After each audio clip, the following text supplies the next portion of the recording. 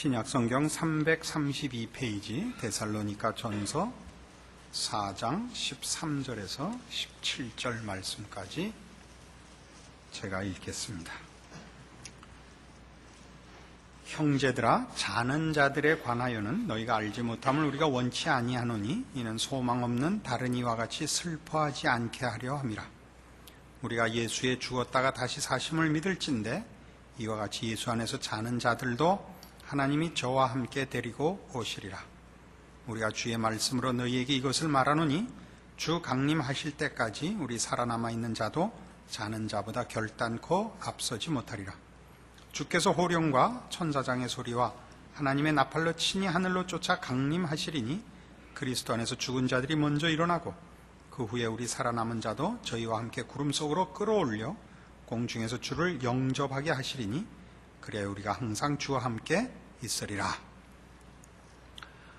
이제 우리가 요한계시록 20장까지 하고 이제 새 예루살렘에 관한 그리고 새 하늘과 새 땅에 관한 마지막 부분만을 남겨둔 상태에서 이 휴거 문제를 한번 짚고 넘어갈 필요가 있어서 오늘은 이 데살로니가전서 4장 13절 이하의 말씀을 생각해 보기로 하겠습니다. 휴거란 여기 살아남아있는 자들이 예수님 오시는 날 공중으로 들림을 받아 주를 영접하고 영원한 나라에 들어가게 되는 영광된 들림과 변화와 승리와 이런 것들입니다. 그러나 이 문제는 계시록에서는 전혀 언급이 되고 있지를 않습니다. 그러나 여기 데살로니가 전서에서는 분명하게 언급이 되어 있죠. 이것은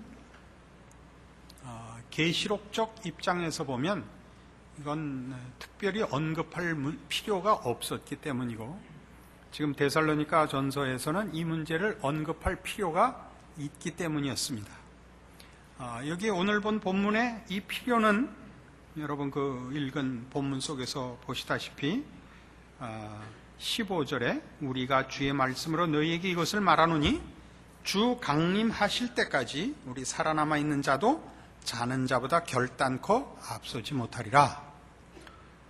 주께서 호령과 천사장의 소리와 하나님의 나팔로 친히 하늘로 쫓아 강림하시리니 그리스도 안에서 죽은 자들이 먼저 일어나고, 이 부분이 이 언급을 해야 될 필요였던 것입니다. 즉 초대교회, 특별히 데살로니가 교회에서는 초대교회는 대부분 그랬습니다. 예수님께서 당시 신자들이 죽기 전에 다시 오실 것이라고 그렇게 생각들을 하고 있었습니다. 그러다가 이제 그 안에 예수 믿고 살던 형제들 중에 먼저 죽는 자들이 생겼거든요. 그러자 이제 여기 오늘 본문에 답이 등장할 필요와 같이 그럼 죽은 자들은 어떻게 되는가? 라는 문제가 이제 제기됐고, 바울이 예수님이 다시 오시면 죽은 자들이 몸으로 부활한다. 살아있는 사람들이 먼저 또는 살아있는 사람만 부름을 받는 것이 아니라 예수를 믿고 이 땅에서 죽은 자들은 죽어 있다가 다시 다 영광된 몸으로 부활하여 하나님 나라로 들어가신다. 그 답을 하기 위해서 이 말을 한 것이고, 죽었던 자들은 죽은 자리에서부터 변화된 몸으로 부활하여 일어날 것이요, 살아있던 자들은 이 몸이 변화된 몸으로, 살아있었던 이 자리에서 변화된 몸으로 부름을 받을 것이다. 공중 들림을 받느냐면 지금 우리가 사는 이 땅은 없어질 것이기 때문에 이제 부름을 받아 새하늘과 새 땅으로 들어갈 것입니다. 그런데 이 문제가 뜻밖의, 특별히 세대주의자들에 의하여 또는 그런 식으로 계시록과 종말을 이해하는 자들에 의하여 대환란 전 휴거설로 확대되고 마지막 대환란을 면하는 것이 신자들에게 있어서 구원받은 증거이고, 그 전에 휴거를 받지 못하면, 휴거될 때 받지 못하면 그 남아있는 자들은 버리워진 자들인 것 같은 식의 잘못된 해석이 이 종말론의 특별히 마지막 부분과 연결되어 시중에 범람하고 있습니다.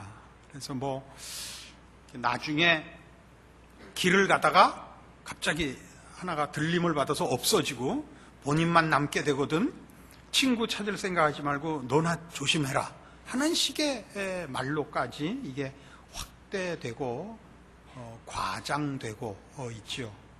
그러나 마지막 때에는 이렇게 불리워 갔는데 나머지 사람은 모르는 이런 일은 없습니다. 그때는 우리 계시록 20장 마지막 부분에서 본 바와 같이 바다도 죽은 자를 내어주고 사망과 음부도 죽은 자를 내어주고, 이렇게 전 우주적이고 모든 인류에게 심판이 임하여 그 중에 무슨 구별이 있다면 심판을 받느냐, 생명체에 기록되어 구원의 영광의 반열에 서느냐라는 구별이 있을 뿐이지, 종말인데 알고 모르고 버려지고 부름받고 하는 이 세상에서의 구별은 그런 일은 없는 것입니다. 그래서 이런 일들은 그 근거가 어디서부터 시작이 되어 있는가 우리가 알고는 있어야 됩니다. 다니엘서 9장을 근거로 삼고 있습니다. 구약성경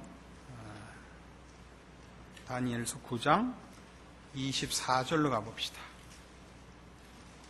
구약성경 1250페이지입니다.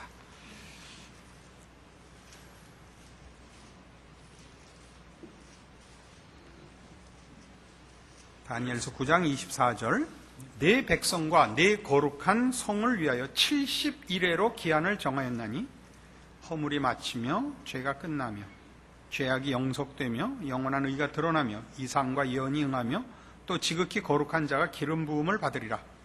그러므로 너는 깨달아 알지니라. 예루살렘을 중건하라는 영이 날 때부터 기름 부음을 받은 자 곧 왕이 일어나기까지 7일에와 62일에가 지날 것이요, 그때 곤란한 동안에 성이 중건되어 거리와 해자가 이를 것이며 62일의 후에 기름 부음을 받은 자가 끊어져 없어질 것이며 장차 한 왕의 백성이 와서 그 성읍과 성소를 회파하려니와 그의 종말은 홍수의 엄멀됨 같을 것이며 또 끝까지 전쟁이 있으리니 황폐할 것이 작정되었느니라. 그가 장차 많은 사람으로 더불어 한 일해 동안의 언약을 굳게 정하겠고 그가 그 일의 절반에 제사와 예물을 금지할 것이며 또 잔포하여 미운 물건이 날개를 의지해 설 것이며 또 이미 정한 종말까지 진노가 황폐케 하는 자에게 쏟아지리라 하였느니라. 여기 70일에 관한 기한과 그 끝에 7일에와 62일에가 지나서, 그러니까 69일에가 지나고 마지막 한 일의 때에 말하자면 그 마지막에 26절 62일에 후에 기름 부음을 받은 자가 끊어져 없어질 것이며 예수 그리스도의 순환이 예언되고 있고, 또 장차 한 왕이 와서 그 성읍과 성소를 회파하고 27절로 연결해서 제사와 예물을 금지하고 잔포하여 미운 물건이 날개를 의지해 서고 하는 식의 마지막 그 적그리스도의 잔혹 행위. 그래서 믿는 자들 입장에서 보면 대환란, 7년 대환란이라는 말의 근거가 될 법도 한 내용이 예언되고 있는 것을 봅니다. 일회라는 건 우리 잘 아는 대로 7을 말하고 이 71회, 그래서 이 71회라는 것이 이 예언을 받은 때부터 시작해서 마지막까지의 기한을 의미하고, 그 마지막의 끝부분, 마지막 7년에 적그리스도가 등장하여 하나님을 대항하고 그의 백성들을 대하여 적대행위, 잔혹행위를 하는 마지막 가장 큰 환란이 있을 것이라 이렇게 생각하는 것이지요. 그리고 하나님의 백성들은 그 대환란 전에 휴거를 당하거나 혹은 또 견해 차이가 또 있어서 여기 27절에 있는 식으로 그가 그 일회의 절반에 제사와 예물을 금지할 것이며 해서 7년 대환란 중간에 3년 반이 지나서 들림을 받을 것이라 하기도 해서 이 대환란과 연결된 휴거설이 종말론과 연결하여 적지 않이 시중에 유포되고 있습니다. 이 70일이라는 것은 굉장히 상징적인 숫자입니다. 우리가 예를 들면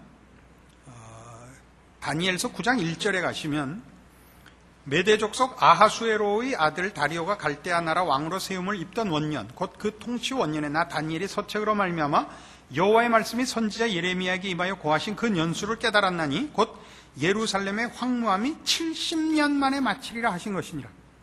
이 다니엘이 깨달은 하나님께서 예레미야를 통하여 예언하시고 정하신 포로의 기한 70년에 대하여 그가 깨우쳤다고 합니다. 그것은 바벨론 포로가 70년 만에 끝날 것이라를 깨달았다는 뜻이 아니고 보다 깊은 의미, 이 70년이야말로 70일입니다. 왜냐하면 이스라엘 백성이 약속의 땅에서 바벨론의 포로가 되어 그 원래 본토는 매년 쉽니다. 그냥 이렇게 하고 지나가도 다 알아들어야 되는데 표정들이 못 알아듣는 표정이니까 가서 확인하고 갑시다. 역대하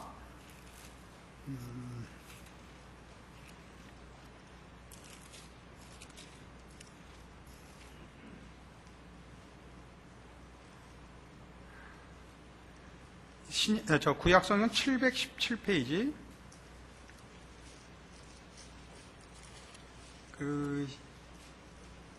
역대하 36장 17절 보시면 하나님이 갈대아 왕의 손에 저희를 다 붙이시며 적어와서 그 성전에서 칼로 청년을 죽이며 청년 남녀 노인과 백발 노홍을 긍휼히 여기지 아니하였으며 또 하나님의 전에 대소 기명들과 여호와의 전의 보물과 왕과 방백들의 보물을 다 바벨론으로 가져가고 또 하나님의 전을 불사르며 예루살렘 성을 헐며 그 모든 궁시를 불사르며 그 모든 귀한 기명을 회파하고 무릇 칼에서 벗어난 자를 저가 바벨론으로 사로잡아 가매 무리가 거기서 갈대아 왕과 그 자손의 노예가 되어 바사국이 주재할 때까지 이르니라.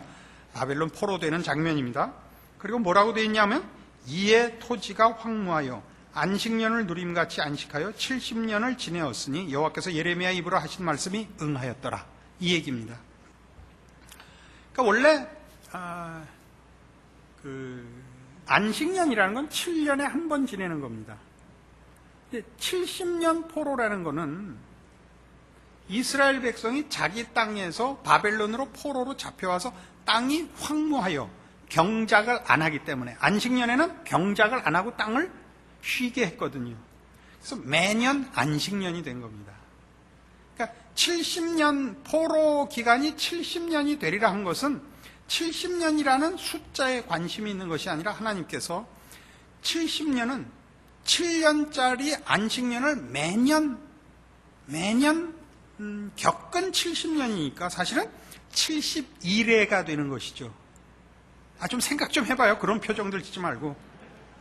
그렇죠? 그러니까 490년이라고요. 말하자면 상징적으로. 근데 7번째 안식년을 치르고 나면 그 다음 77이 49하고 50년째를 희년으로 했죠.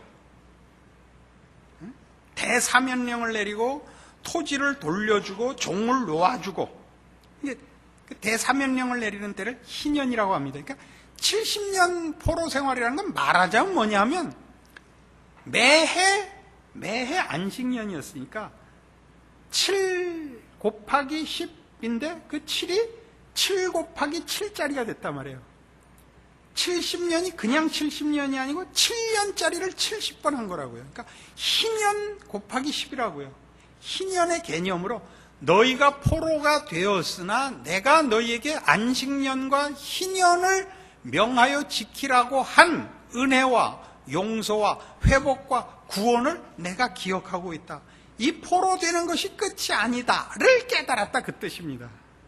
마찬가지로 지금 그 얘기하자는 게 아니고 오늘 본문에서도 얘기가 이 70일에라는 것은 결국 하나님께서 우리를 우리 죄대로 놓아두시지 않을 것이요 세상의 반대와 장애로 인하여 하나님이 외면하시거나 포기하시지도 않을 구원의 완성을 약속하고 있는 부분입니다. 그러면서 무슨 얘기를 하고 있죠? 그러나 계속적으로 세상은 하나님과 하나님의 백성들에 대하여 적대적이고 반대하고 괴롭히고 핍박할 것이다. 이 얘기를 하는데 여기에 큰 초점이 있습니다. 그러나 이 종말에 관하여 잘못된 견해를 가지기 시작한 사람들 중에 이런 대환란 전 휴거설 같은 식으로 해서 하나님의 백성들이 마땅히 하나님의 구원과 은혜와 보호를 받아야 한다는 생각과 이것을 묶어서 마치 성도들의 종말에 관한 모든 관심이 환란을 면하는 데 있는 것 같은 견해를 만들었고, 그것이 종말에 관하여 가지는 이런 대환란이나 적그리스도나 적대 세력의 큼, 세상 풍조의 만연된 그 성도들을 대적하는 일들, 이런 환란과 핍박들에 대하여 성도들을 말하자면 미혹하는 것이 되고 말았습니다. 하나님께서 성도들을 보호하시고 승리케 하시는 것이 현실로 또 우리의 기대대로 우리가 나타나기를 바라는 것과 묘하게 섞여버린 것입니다. 이런 것과 같죠. 노성환 강도사 집에 귀여운 딸이 있습니다. 노하연이라는 그 딸이 있는데 이제 얼마 전에 장례를 치렀는데 노 강도사님이 이제 그 장례 치른 얘기를 했단 말이에요. 아빠, 그럼 죽으면 어떻게? 땅에 묻어? 아니, 이번에 돌아가신 분은 땅에 안 묻고 화장을 하기로 했어. 화장이 뭐야? 얼굴에 뭐 바르는 거야? 아니, 그게 아니고 이렇게 불에 태우는 거야, 시신을. 예수 믿는 사람은 불에 안 타잖아. 그 다니엘이랑 친구들이 안 탔잖아. 어떡하실래요? 화장은 못 하는 거예요? 그래서 노강도사 머리로는 답이 궁색해서 교회 앞에 이 일을 광고하여 딸아이에게 적당한 답을 해줄 수 있기를 요청해 와서 이 말씀을 드립니다. 그런 거예요? 우리는 우리의 기대가 하나님 백성으로서의 하나님께 은혜와 복과 인도와 보호와 구원이 무엇인지를 잘 몰라요. 그건 언제나 거룩이에요. 그러니까 성경 속에서 이 계시록을 우리가 쭉 해오면서 본 것은 성경은 그러니까 휴거에 대해서는 관심이 없죠. 휴거에 관심이 없는 것이 아니라 이거는 어떤 특정한 질문에 대한 답이었지, 전체 종말에 관한 이해에서 보자면 그것은 굳이 꺼내서 할 얘기가 아닌 거죠. 왜요? 종말은 하나님은 이 세상과 그의 백성들에 대하여 가지신 거룩과 영광의 약속을 기필코 이루시고야 만다. 이 세상을 새하늘과 새 땅으로 정화할 것이요, 예수 그리스도의 십자가로 부른 그의 백성들을 거룩하고 흠없고 영광되게 완성하시며 승리케 하셔서 그의 나라에 살게 하실 것이다. 그런데 언제 그 일이 일어나는가? 아버지께서 가지신 지혜와 권능의 계획에 의한 어떤 날에 기어코 일어날 것이다. 그 전의 과정은 어떻게 되는가? 우리 모든 성도들이 세상의 반대와 핍박과 모든 잔혹 행위에도 불구하고 하나님의 깊으신 지혜와 뜻에 의하여 그 모든 어려움과 고난과 우리의 눈으로 볼 때 하나도 그럴 것 같지 않은 환경과 조건을 가지고 하나님은 하나님의 뜻을 이루고 하나님의 백성을 승리케 하시며 완성시키실 것이라, 이렇게 얘기하는 것이 계시록의 골자입니다. 그렇지 않습니까? 계시록 2장에 가보십시다.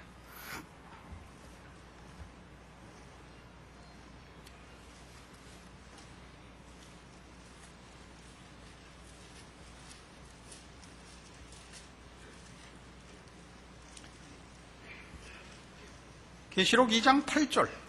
서머나 교회의 사자에게 편지하기를 처음이요 나중이요 죽었다가 살아나신 이가 가라사대 내가 네 환난과 궁핍을 아노니 실상은 네가 부요한 자니라. 자칭 유대인이라 하는 자들의 회방도 아노니 실상은 유대인이 아니요 사단의 회라. 네가 장차받을 고난을 두려워 말라. 볼지어다 마귀가 장차 너희 가운데서 몇 사람을 옥에 던져 시험을 받게 하리니 너희가 10일 동안 환난을 받으리라. 네가 죽도록 충성하라. 그리하면 내가 생명의 면류관을 네게 주리라. 죽도록 충성입니다. 죽음을 각오하는 지경의 결심, 의지 이런 얘기를 하는 것이 아닙니다. 말하자면 죽음마저도 우리에게는 손해 보도록 되어 있지 않다는 뜻입니다. 우리가 당하는 환난, 우리가 당하는 고난, 심지어 우리의 실패와 우리의 못난 것마저도 하나님께서 우리에게 작정하시고 우리에게 허락하신 구원을 완성과 승리로 결론 지으시는 일에 다 합력하여 선을 이룰 것을 우리가 믿는 것입니다. 계시록 6장에 가보시죠.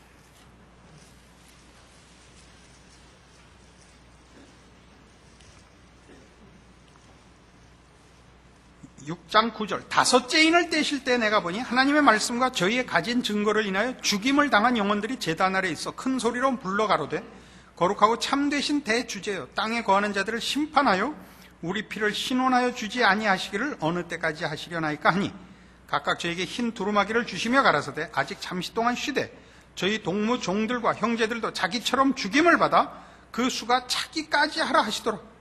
언제까지 기다리라고요? 다른 성도들도 고난과 핍박 속에 죽어와서 수가 찰 때까지 기다리랍니다. 이 참 큰 비밀이죠. 어찌 보면 우리가 봐서 승리가 아니고 우리가 봐서 실패가 아니며 우리가 봐서 이익이 아니고 우리의 눈으로 보는 손해가 아니라는 얘기입니다. 이게 결국 평생 우리 예수 믿는 사람들을 속썩이는 거죠. 신앙을 우리가 왜 제대로 지키지 못하죠?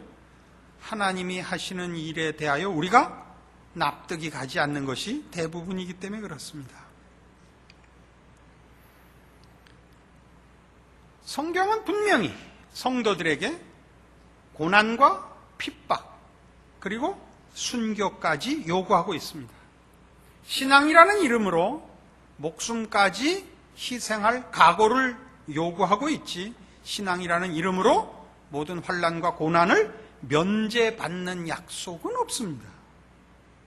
여기에 우리가 두고 깊이 자문하고 생각해야 할 기독교 신앙의 진수가 있죠. 나라는 존재가 내가 아무리 신앙이 좋더라도 나를 근거하고 나로 인하여 보상을 받고 나로 인하여 안전한 것은 없다는 것이죠. 예수 그리스도 안에 들어가 있어야 되는 것입니다. 그걸 순교로까지 요구하는 것이죠. 고난과 핍박과 순교까지 요구하는 이유는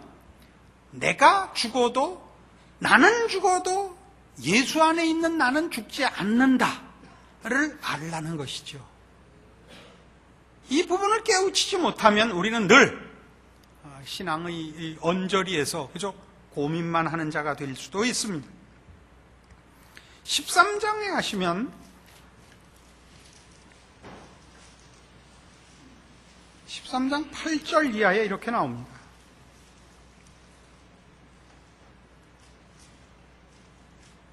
죽임을 당한 어린 양의 생명책에 창세후로 농명되지 못하고 이 땅에 사는 자들은 다 짐승에게 경배하리라.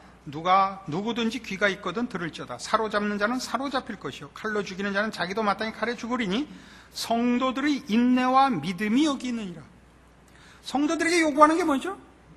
인내와 믿음입니다. 인내와 믿음이라는 것은 그들이 소원하는 것을 지금 가지지 못하고 있는 걸 말합니다. 예수 믿으면서 가장 성도들이 제일 많이 오해하는 게 뭐냐 하면, 믿음이 좋으면 지금 보상 받는다고 생각하는 거죠. 어려움을 당하면 교회 안에서 성도들이 어려움 당하는 것을 표현하지 않습니다. 왜냐하면 믿음이 없어서 어려운 일을 당한다고 스스로 정죄하고 있는 탓입니다. 그리고 누가 어려우면 위로하기보다 손가락질하는 가장 큰 이유도 너는 뭔가 잘못했기 때문에 벌 받고 있는 것이라고 생각을 하죠. 그건 욥의 세 친구가 욥을 괴롭힌 그 내용입니다.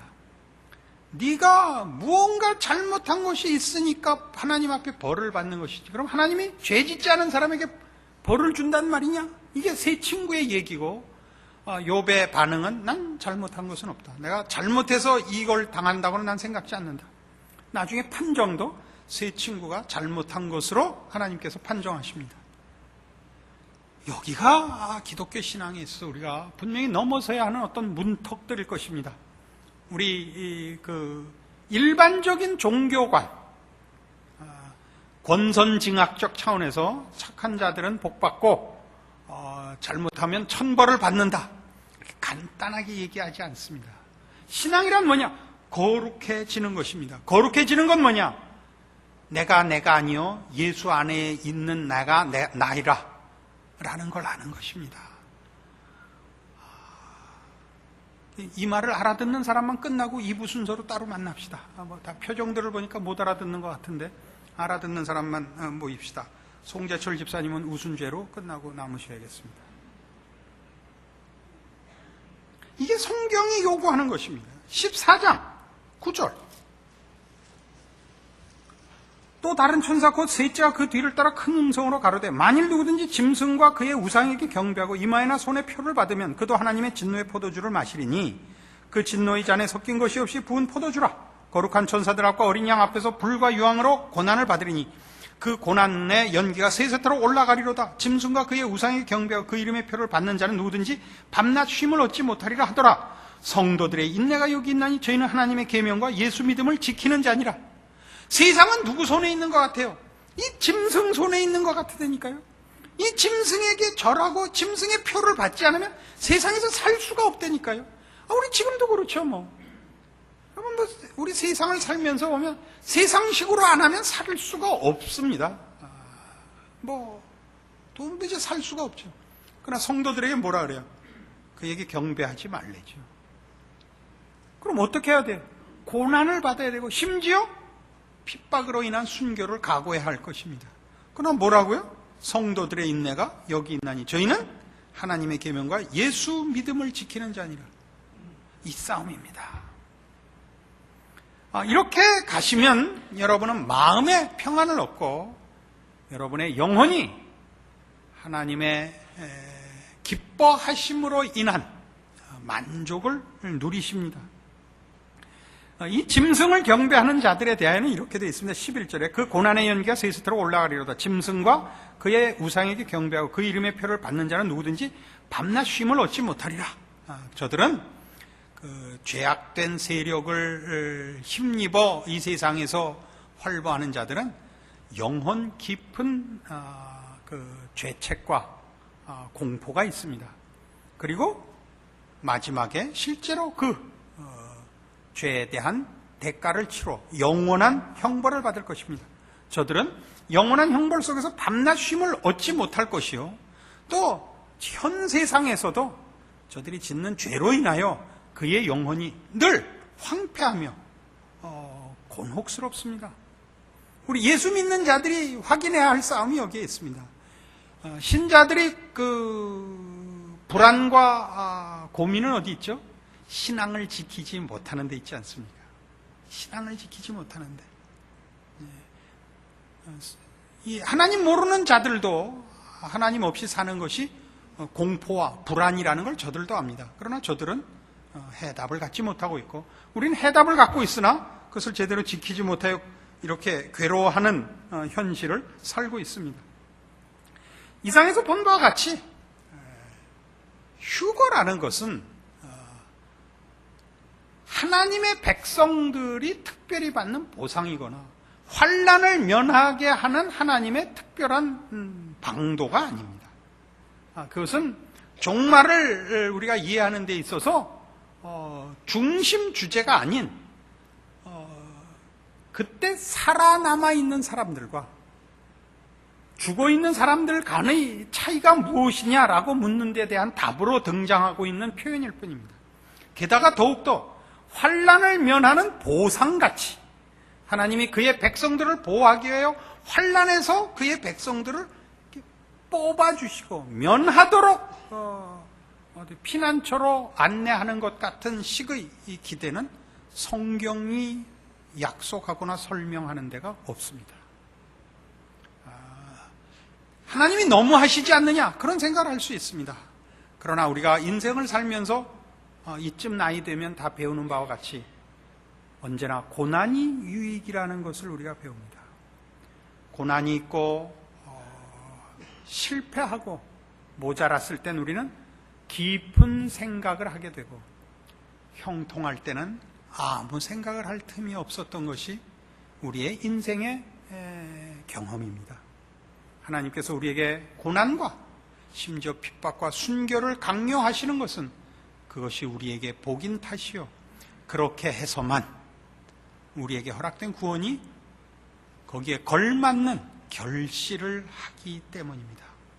하나님의 인도하심에 은혜와 긍휼과 지혜와 능력과 사랑과 열심에 대하여 여러분 모두가 마음으로 항복하여 순종하는 마음을 갖는 것, 그것을 믿음이라 하고, 그래서 이런 모든 고난과 인내를 통하여 우리에게 허락된 구원의 영광의 결국을 보기 때문에 성경은 그토록 인내를, 소망을, 믿음을 거론하는 줄 아셔야 할 것입니다. 기도하십시다. 하나님 아버지, 은혜를 감사합니다. 우리의 신자된 인생은 고단하기 짝이 없습니다. 그것은 세상이 우리를 반대하는 탓이요 또한 우리가 믿음을 제대로 지키지 못하는 탓이기도 합니다. 하나님 아버지, 세상이 우리를 반대하는 것은 우리를 손해케 할 수 없음을 이제 말씀을 근거하여 분명하게 깨닫게 하옵소서. 하나님의 놀라우신 지혜와 사랑과 능력으로 우리에게 최선의 인생을, 최적의 환경을, 인생의 과정을 준비한 줄 믿는 믿음으로 모든 경우, 모든 환경, 모든 조건에서 믿음을 지키는 저희들 되게 하시고, 또한 이런 일들을 통하여 하나님이 우리에게 만들어내시는 예수 그리스도 안에 있는 성도의 값진 승리와 영광의 결국을 만들어내는 믿음의 승리가 우리에게 있는 줄 아는 확신으로 우리의 인생을 주 앞에 바치며 믿음으로 지키며 말씀으로 근거하고 채우는 종말을 살아가는 우리 하나님의 백성들 되게 하여 주시옵소서. 예수님 이름으로 기도합니다. 아멘.